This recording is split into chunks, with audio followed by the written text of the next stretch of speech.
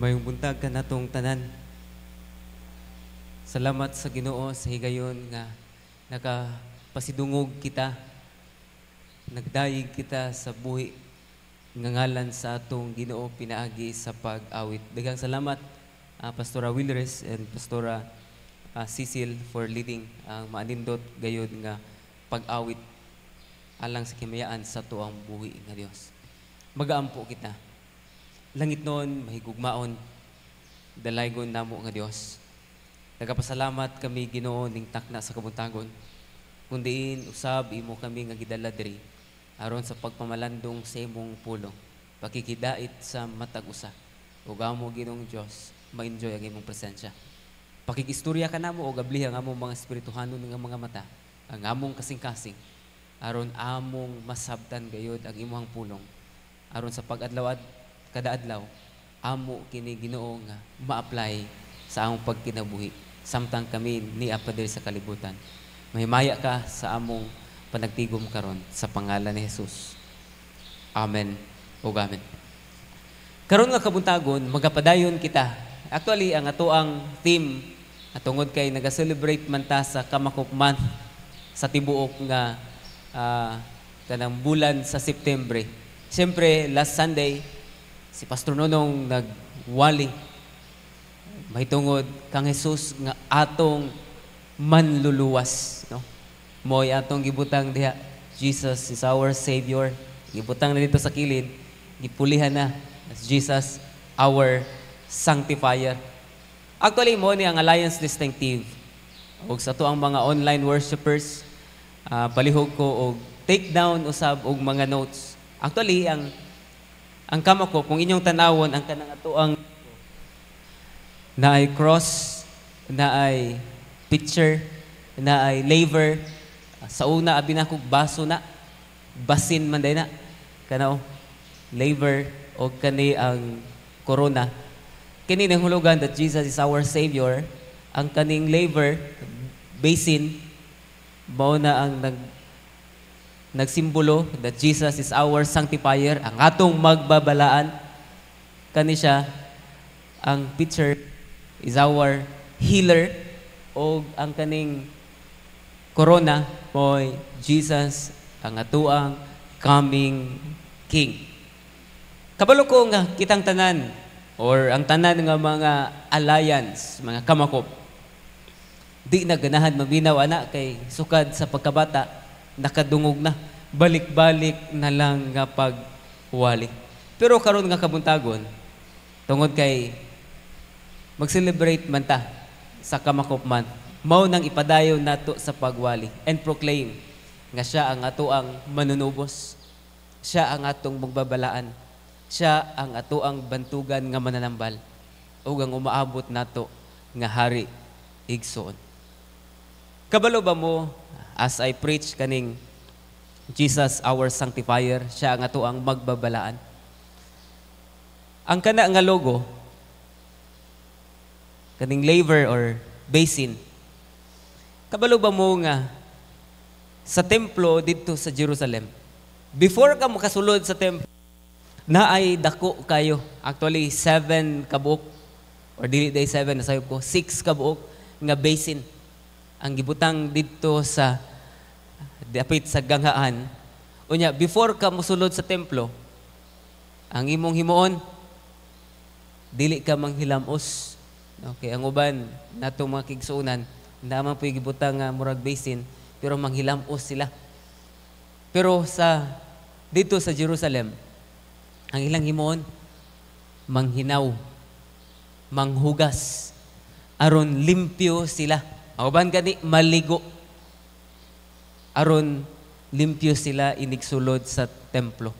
Ang kanang basin nagrepresent about cleansing, paghugas, paghinlo, no? Ug unsa pa nga term ang imong pagahimuon or isulti. To disinfect during pandemic, no?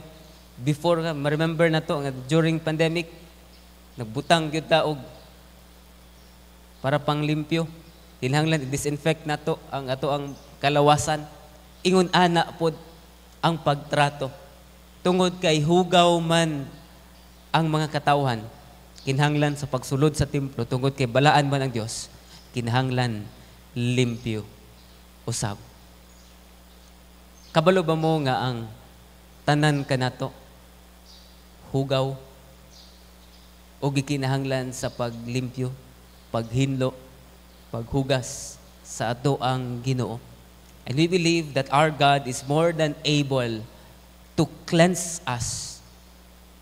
Sa unsa ka nga paagi nga kita iyang gihinluan. Ang tubag na igisuon pinaagi sa iyahang kamatayon didto sa cross. Iyan na kita nga gihinluan. Amen. Pero gikinahanglan sa gihapon nga kada adlaw kita mahinlo at tubangan sa atuang buhi nga Dios. Kabalo ba mo nga every Tuesday night mag-gather ang mga elders o mga pastors. Kadalasan didto mi sa San Roque kay Doc Sam. Unya nikalit lang og announcement nga dili na maagian ang bridge sa San Roque tungod kay nahimong under construction. Kung familiar mo na ang sitwasyon dito ug ang kanang mga pictures gikuha lang ako na sa city government sa Zamboanga kay ilang mga gipicturan. Ingunana ang kahimtang dili ta labi na ang mga taga dito area sa San Roque mutuyok gyud sila dito sa Tumaga Santa Maria para muanhi diri sa Ebenezer. Ingunana ang inconvenient, ingunana ka-annoying, gikinahanglan og taas nga pasensya. Hassle kayo tungod kay naay ongoing nga construction. Kabalo ba mo og igsuon nga kita nga mga individual are also under construction? Dili og wala pata nahuman nga mga binuhat sa Dios. Ang gidesign sa Ginoo kanato nga mahimo tang perpekto sama niya sa tanan nga aspeto sa ato ang kinabuhi. Tungod kay under construction pa ang matag usa, dili gyud ta perpekto, naa gyud tay mga lama sa kinabuhi. Nahimo tang annoying sa ato ang mga kaigsunan. O nga atong mga kaigsunan, tungod gikitang tanan under construction, nanginahanglan og taas nga pasensya. Usahay kita mismo ang makakos og kahasol sa tagsa-tagsa ka kinabuhi. And mao na munang karon nga kabuntagon, gusto nato nga i-address. Since under construction pa tang tanan, nanginahanglan kita sa atuang buhi nga Dios nga atong magbabalaan aron kita iyang i-sanctify, iyang hinluan. Dili mangyud matapos, dili mangyud ta makumpleto samtang naapatad diri sa kalibutan. But one thing is for sure, hinay-hinay nga mo transform kita that will lead into something na ay changes nga may tabo sa atong kinabuhi. Ang akong pagampo nga karon nga kamuntagon, samtang ako magawali may tungod sa kang Hesus nga atong magbabalaan. Ang ato ang mga spirituhanon nga mga mata, spiritual nga mga mata, maabli.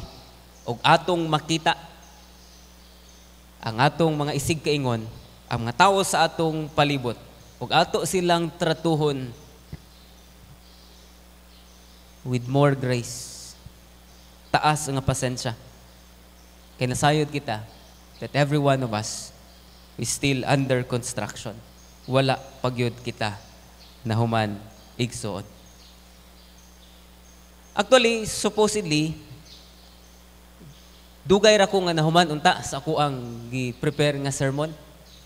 Apan kagahapon nga dapit, samtang ako naga-polish na unta, maghimo na unta ako og PowerPoint, gilid na pod ko sa Ginoo niining particular nga passage Nag-change good ko sa tibuok nga sermon.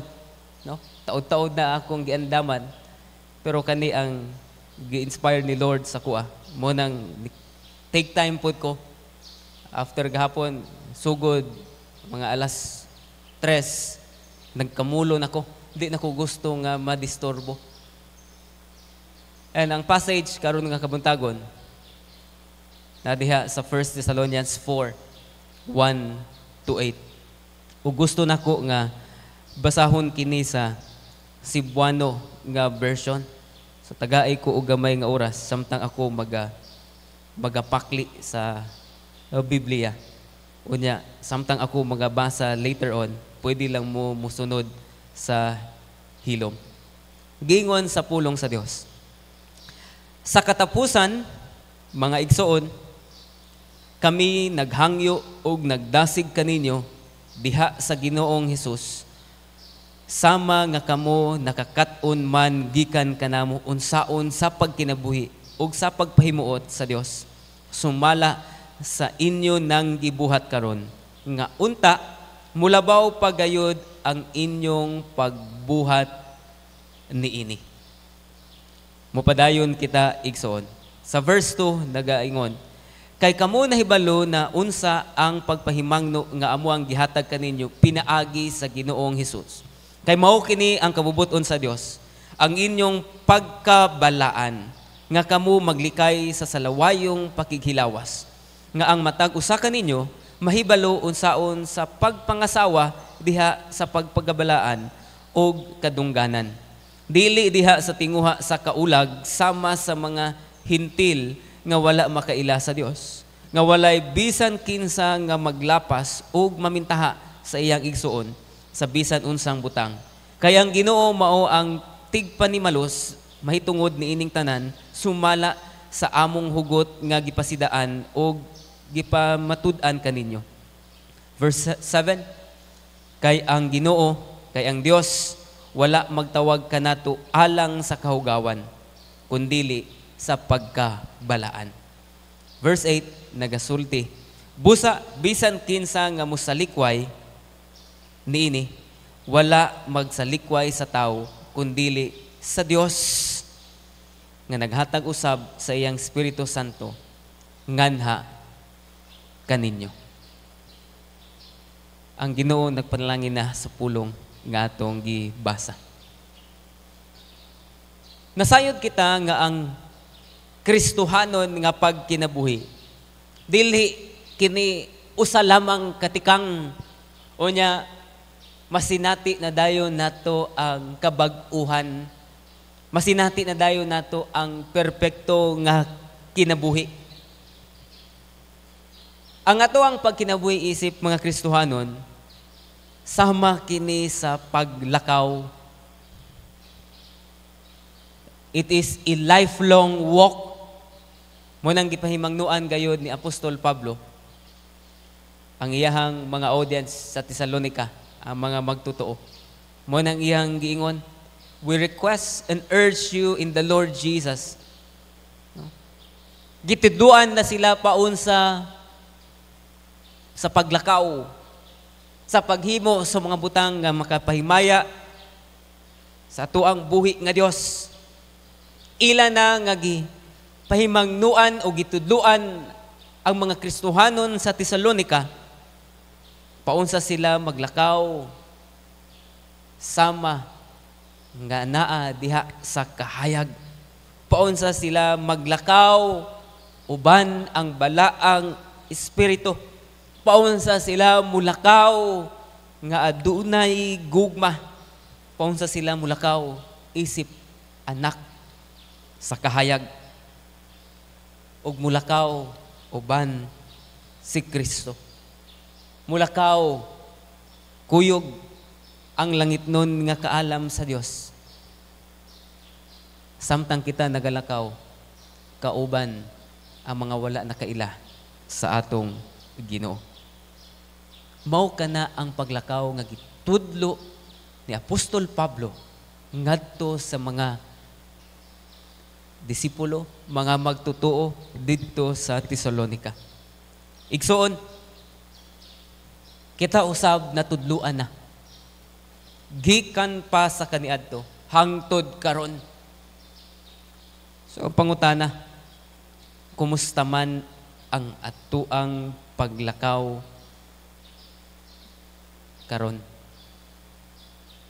Sa kani nga particular nga passage, si Apostol Pablo iya nga gipahimangnuan pagbalik ang mga magtutuo sa Tesalonica.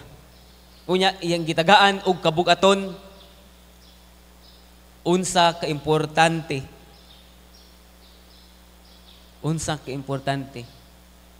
ang pagbalaan, pagkinabuhi nga balaan. Unya sa ilang paglakaw according sa kabubuton sa tuang buhi nga Dios. Gitudluan usab pagbalik ni Apostol Pablo ang kining mga magtutuo nga kinahanglan magkinabuhi sila nga uyon, kinabuhi nga makapahimaya that would please God above all else.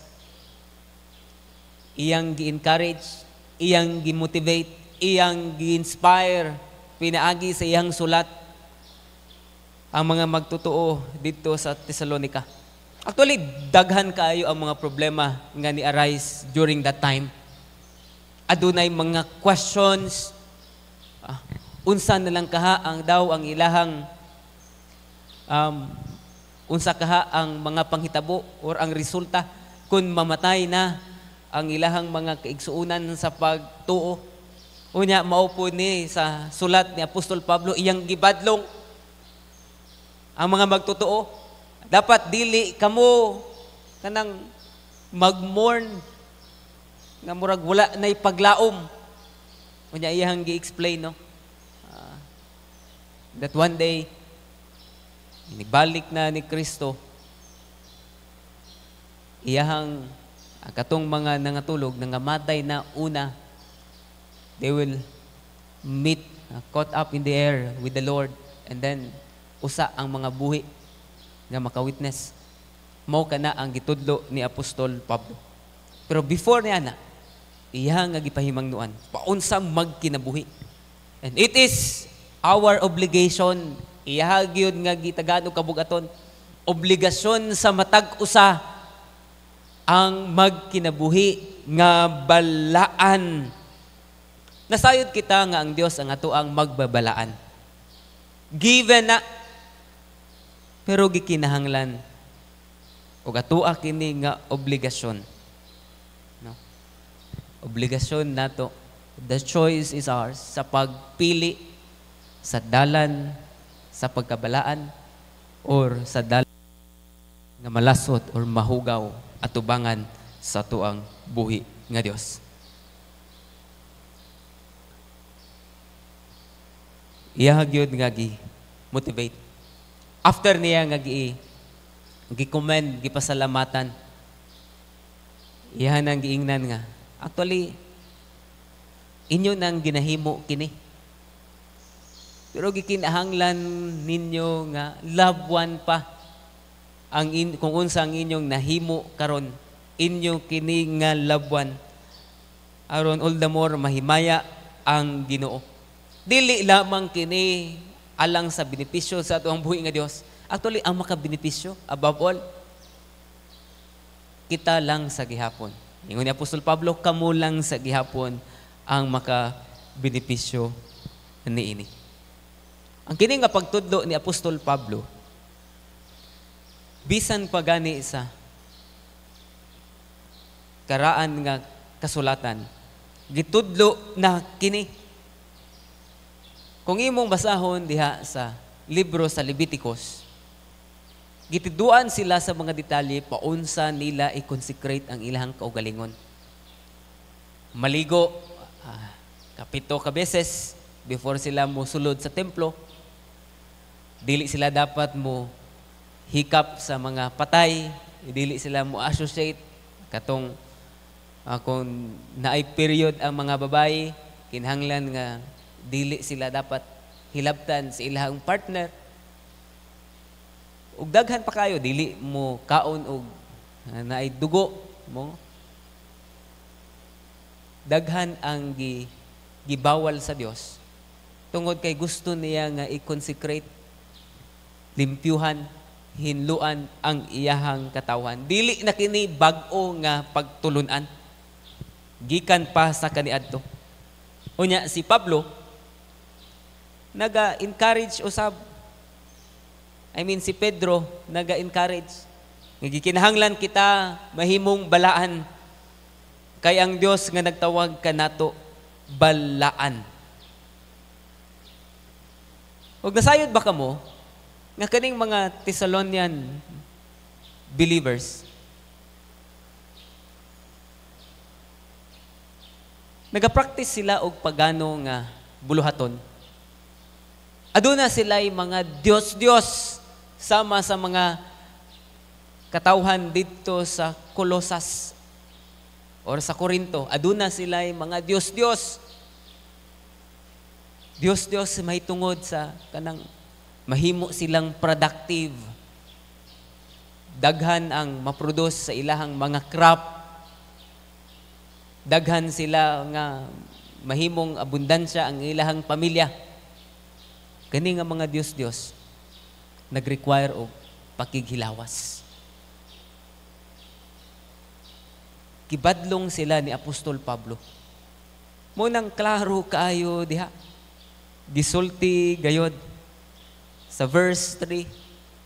Nakita nako ang imperative diha gisulti. Abstain, pagpalayo.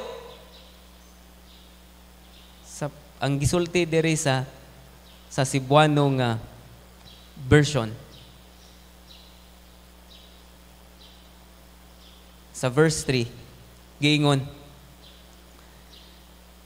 kamo maglikay sa salawayong pakighilawas. Ang Dios nagapamuhat, ang Dios nato ang nagapabalaan kanato. Apan ang desisyon sa paglikay anaa kanato. Atong obligasyon ang pag-abstain, ang paglikay.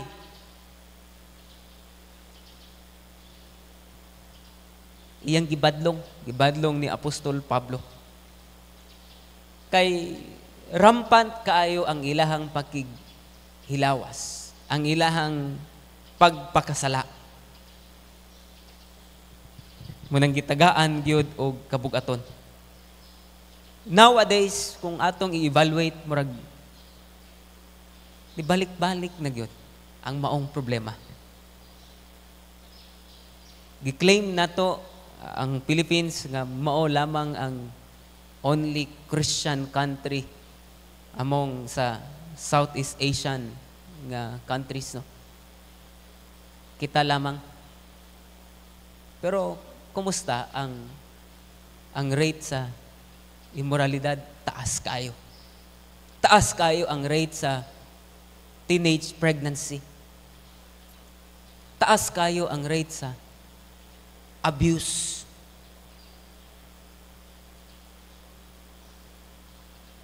Ingon ana pud ang sitwasyon sa kaniadto dito sa Thessalonica. Wala na nila gitagan og importansya ang kaminyoon. Ug nasuko kayo si Apostol Pablo. Mo nang iyaha gyud nga kanunay nga ginabadlong. Tungod kay sila nagasimba na usab sa Dios. Unsa man gyud ning pagbalaan? Pagpakabalaan. Unsa man gyud ning sanctification? Siguro kadaghan na makadungog kita what is sanctification. It's about cleansing, no? Paghinlo. Pero unsa man gyud kini? Nakoy gitan-aw nga mga definition pero mas ganahan kaayo ko niining concrete nga definition nga gihatag sa usa ka theologian nga si Wayne Grudem. Ingon pa niya, sanctification actually is a progressive work of God and man that makes us more and more free from sin and like Christ in our actual lives.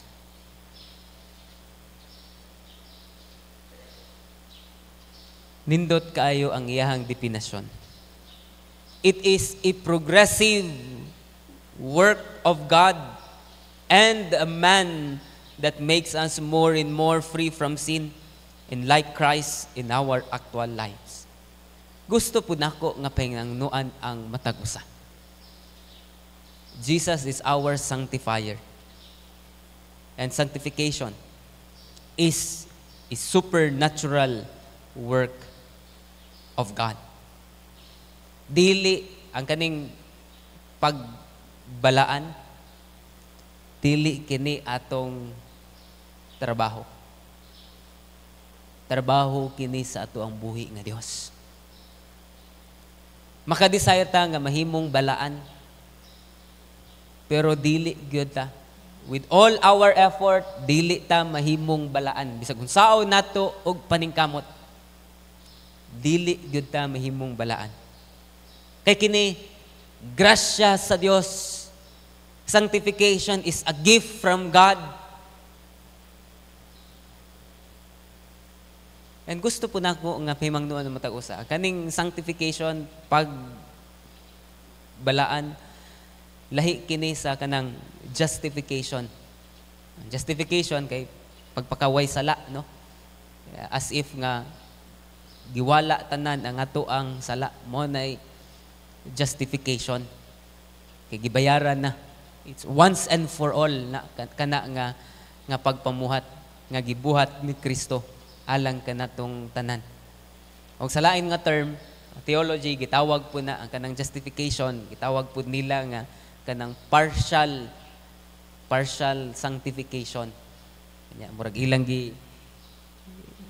gi-chop-chop. Ang justification gihimo nilang partial sanctification. Ang sanctification gitawag pod nga progressive sanctification.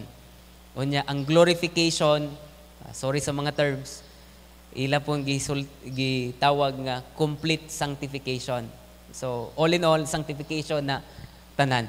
Pero gusto nako nga i-emphasize ang kaning sanctification, ang pagpabalaan sa ato ang buhi nga Dios, sa ato ang mga kinabuhi. Pagpamuhat kini sa ato ang Ginoo. Wala gyud kitay mahimo. Siya lamang ang makatransform kanato. Bisag unsaon nato og himo og mga resolutions, mga steps, wala. Gikinahanglan nga mudangop ta diha kaniya.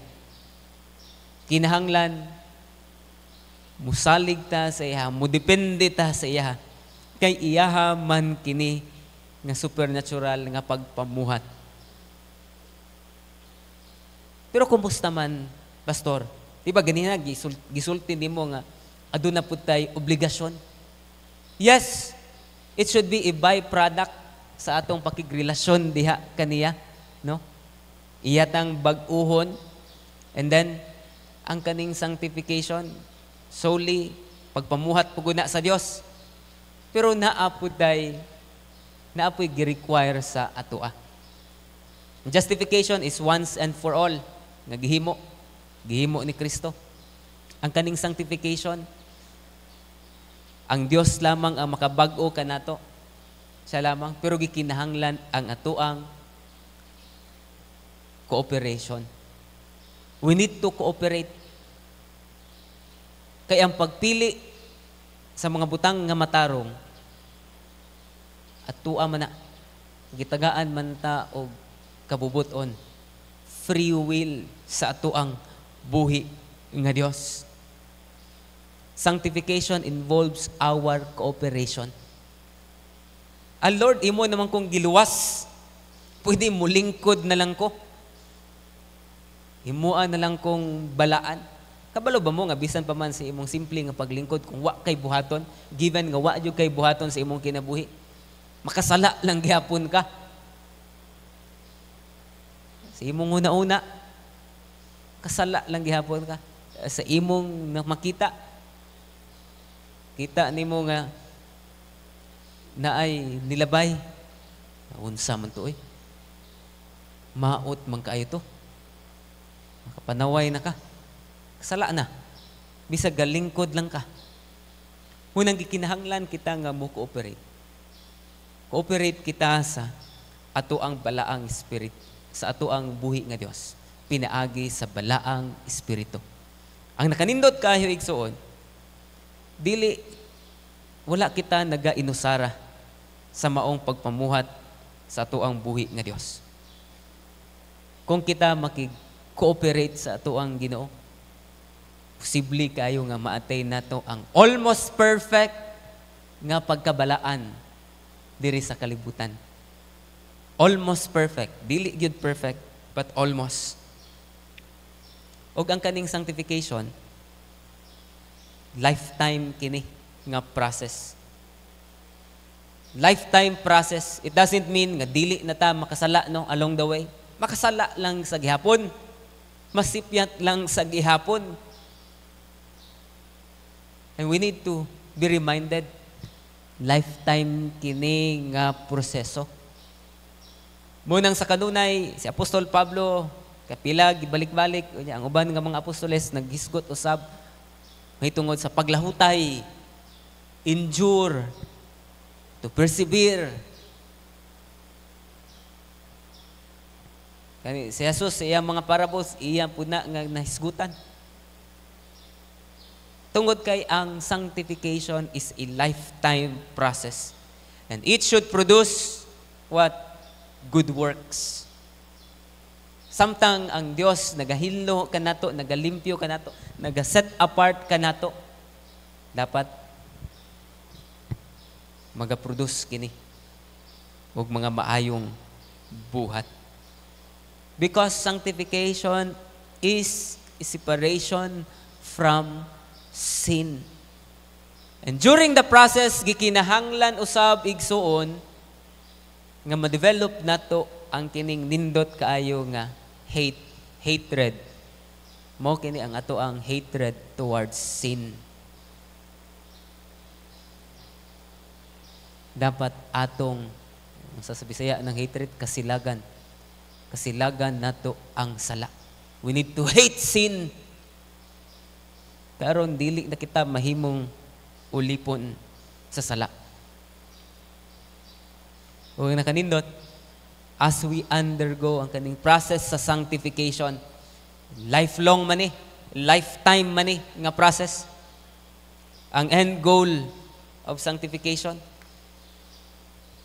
is to become like the Lord Jesus Christ. Nga mahimong may susama kita sa ato ang buhi nga Dios.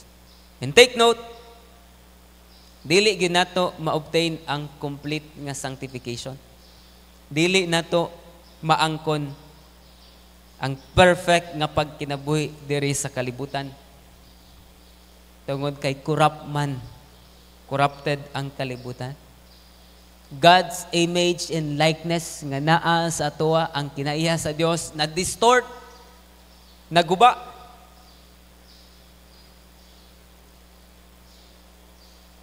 Pero paunsa man na, pastor, kanus-aman nato maangkon ang kanang complete sanctification.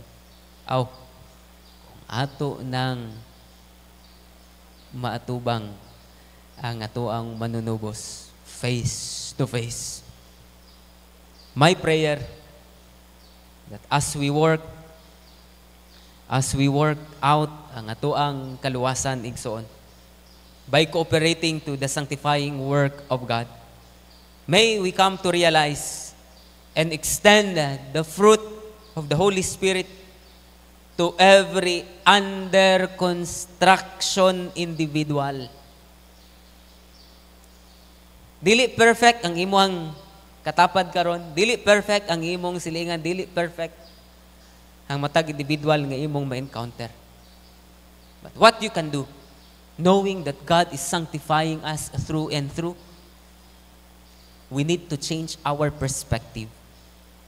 Instead nga, maanoy ta, maglagot ta, ma-stress kaayo ta, dugaya po sa kabag-uhan ani niya, uy, muundang lang kong pag-ampo. Instead, nga, ma-stress ta sa imperfection sa matag usa, why not turn it into an excitement? Turn it into an excitement. Mahimo tang excited that one day, that person will become perfect. That all of us will be perfect. Mo nang sa pagkakaroon, since ginabalaan pa lang ta sa ato ang buhi nga Dios, we can cooperate with Him as we extend ang mga bunga sa balaang Espiritu. Love, joy, peace, patience, kindness, gentleness, self-control. Pwede kayo na ito na nga mapakita, ma-extend sa ato ang mga kaigsuunan. Hilabi na mga kaigsuunan nato sa pagtuo. Si Jesus, sa katapusan, si Jesus nag-ampo in John 17:17. Iyang gisulti, sanctify them in the truth, and your word is truth. And you know what? Jesus Christ is the eternal Word. He is the Word from the beginning. He is the eternal Word. And He declared that He is the truth. As He prayed this prayer, sanctify them in your truth. As if He was saying, sanctify them, God the Father, through me. Because Jesus declared that He is the truth. Therefore, Jesus is our sanctifier. Siya ang atoang magbabalaan. Himuha silang balaan, O Diyos, pinaagi ka na ko. And my prayer is that we will cooperate. We will work hand in hand with God. Kumusta man? What are the ways nga mahimo kitang maka-cooperate sa pagbalaan sa Dios kanato? Well, una, pinaagi sa iyang pulong. Balik gyapon ta sa iyang pulong. Ikaduha, we will surround ourselves with godly people. Dapat come up kita og mga accountability partner, accountability group. Kanunay mag-remind ka nato. Magtinabangay kita. Munang kadaghan kayo nga beses nga naa sa gisulat sa pulong sa Dios ang kanang mga one another. No? Love one another, bear with one another, build up each other. Daghan pa. Ang akong pagampo, dili man gyud ta ma-perfect diri sa kalibutan, but we can live a life that is glorifying nga magapahimuot sa ato ang buhi nga Dios. Amen. Ingna imong tapad pag kinabuhi sa kinabuhi nga balaan. Kay ang Dios ang ato ang magbabalaan. Ang Ginoo magapanalangin sa iyang pulong karon nga kabuntagon. Tagaan nato og kusog nga palakpak ang ato ang buhi nga Dios. And I am so excited that one day, you and I, imperfect beings, will become perfect. Mag-reunion ta dito sa langit. Makita na nako ang matag usa. Perfect. Praise the Lord. Mayong buntag kanatong tanan.